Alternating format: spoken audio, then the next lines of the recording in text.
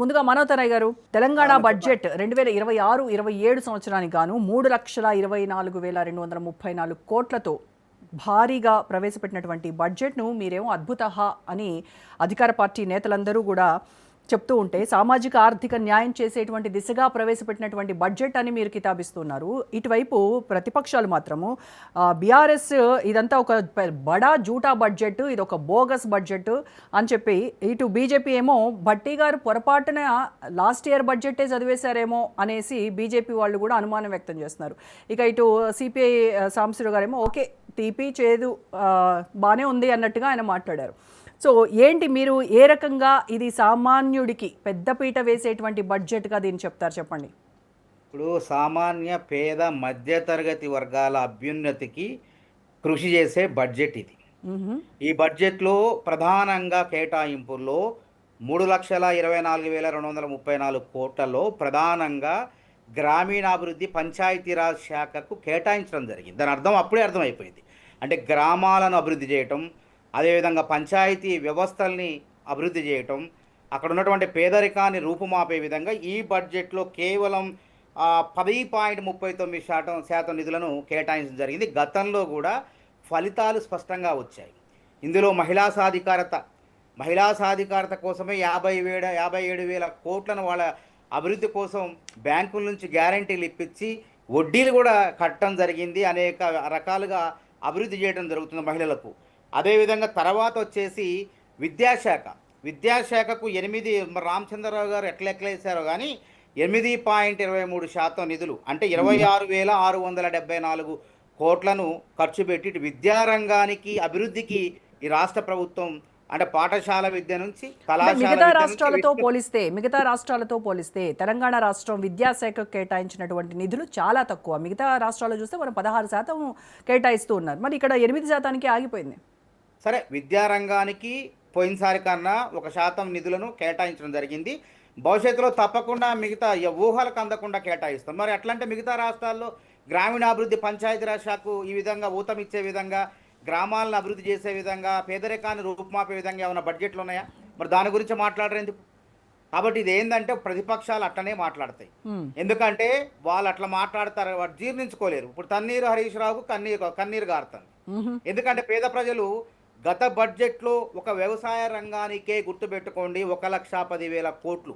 అందులో రైతు రుణమాఫీ 2 లక్షల రూపాయలు, 25,30,35,000 మంది రైతులకు 20,650 కోట్లు రుణమాఫీ చేసినాం. వాళ్ళు 1,00,000 రుణమాఫీ చేయకుండా 10 ఏళ్లలో మిక్తి మాఫీ చేసినాం.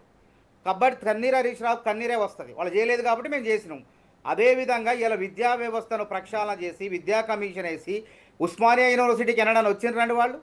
ఇలా ఉస్మానియా యూనివర్సిటీలకు ముఖ్యమంత్రి వచ్చి బహిరంగ సభ మీటింగ్ పెట్టి విద్యార్థులతో మాట్లాడి నిధులు కేటాయించి రాష్ట్రంలో అన్ని యూనివర్సిటీలను అభివృద్ధి చేస్తా. చాకలైలమ్మ యూనివర్సిటీకి 400 కోట్లు, ఉస్మానియా యూనివర్సిటీకి 1000 కోట్లు, అదేవిధంగా రాష్ట్రంలో మిగతా యూనివర్సిటీలను కూడా తిరిగి అక్కడ కూడా నిధులు కేటాయిస్తా అని చెప్పినట్టు ముఖ్యమంత్రి రేవంత్ రెడ్డి.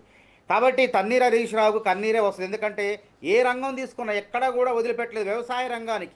వ్యవసాయ రంగానికి ఈసారి కూడా ఇప్పటికిప్పుడు తీసుకుంటే మొత్తం కలిపిన కేటాయింపులు అన్నీ కలిపితే 50,000 కోట్లు పైచిలకవుతుంది.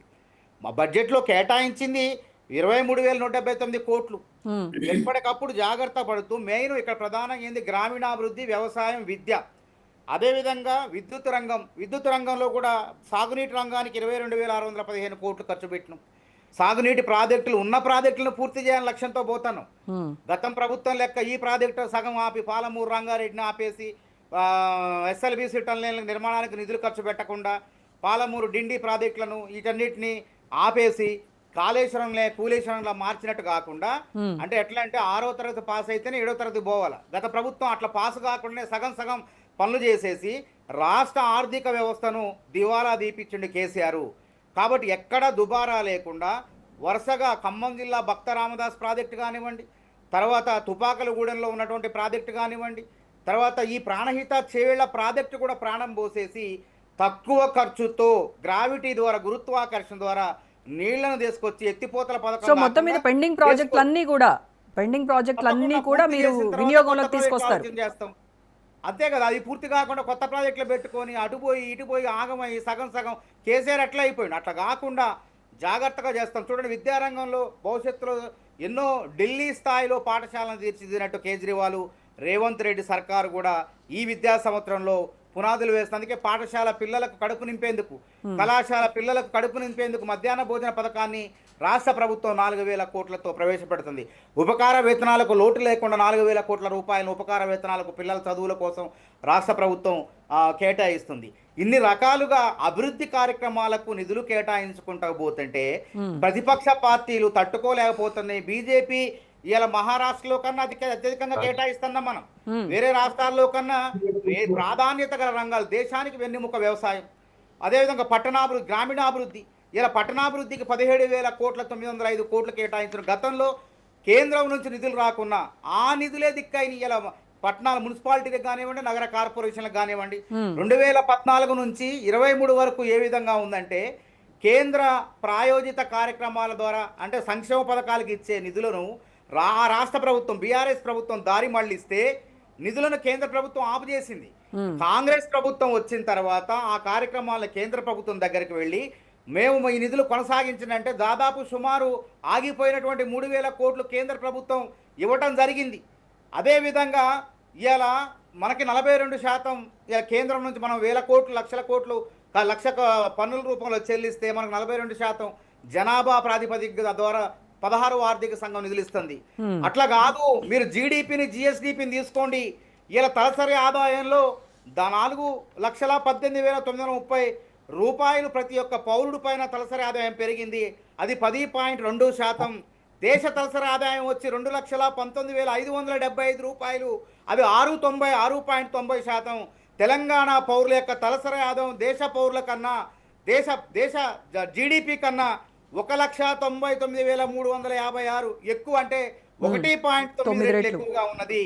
కాబట్టి నిధులు జీడిపి ప్రకారం, జిఎస్డిపి ప్రకారం నిధులు ఇవ్వాలి, రాష్ట్ర స్థూలోత్పత్తి ప్రకారం నిధులు ఇవ్వాలని చెప్పేసి 16వ ఆర్థిక సంఘాన్ని అడిగితే ఆర్థిక సంఘం మరి ముఖ్యమంత్రి గారు విజ్ఞప్తిని పట్టుకొని మన్నించింది. నిధులు కూడా మరి 6 గ్యారెంటీల పరిస్థితి ఏంటి? 6 గ్యారెంటీల అమలుకు 50,713 కోట్లు కేటాయించారు.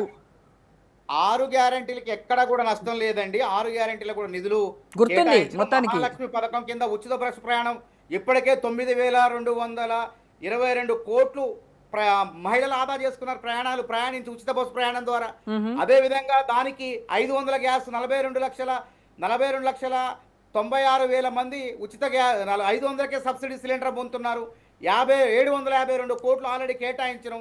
అదేవిధంగా 53,09,000 పేద మధ్యతరగతి వర్గాల వాళ్లకు 200 యూనిట్లకే ఉచిత విద్యుత్ ఇస్తున్నాం. 3,900 కోట్లు. సో ఇప్పుడు మీరు చెప్తున్నటువంటి ఈ సోకాల్డ్ పథకాలన్నీ కూడా రాష్ట్రంలో ఎవరైతే లబ్ధిదారులు ఉన్నారో, అర్హులు ఉన్నారో వాళ్ళందరికీ పేరున అందుతున్నాయా?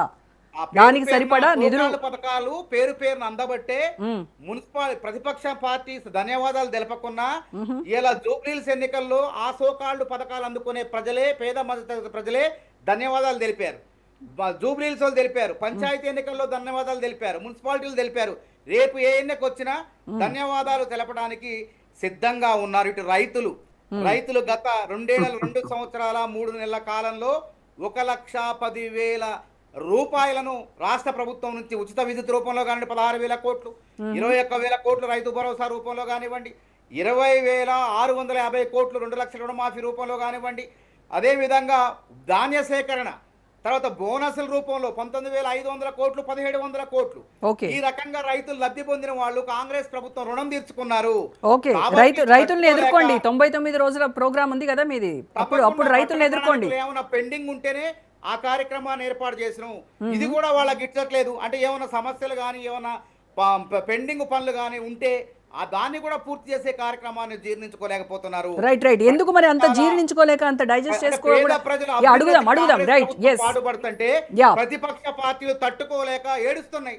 దత్తాత్రేయ గారు, ఎస్ ప్రతిపక్షాలు ఏడుస్తున్నాయి అని అధికార పార్టీ నాయకులు చెప్తున్నారు. మరి ఆ ఏడుపు కారణం ఏంటి? అంత డైజెస్ట్ చేసుకోలేనంత బడ్జెట్లో ఏముంది? తెలుసుకుందాం.